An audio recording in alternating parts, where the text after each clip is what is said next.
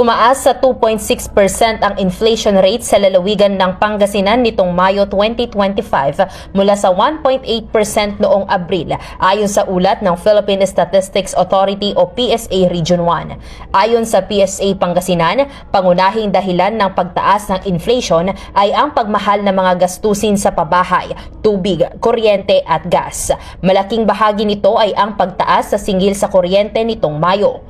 Nagkaroon din ng pagtaas sa renta ng tirahan, serbisyo sa pagkain at akomodasyon, sektor ng pananamit, alak at sigarilyo gamit sa bahay at pagkukumpuni, libangan at kultura, pati na rin sa mga personal na gamit.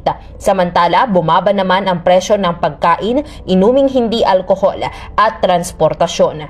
Nanatili naman ang walang pagbabago ang inflation sa sektor ng kalusugan at komunikasyon. Para sa programang Bombo Reports First Edition, Patrol numero 3, Bombo ni Risa Ventura nag-uulat para sa number 1 and most trusted radio network in the country, Bombo Radio Philippines. Basta Radyo, Bombo!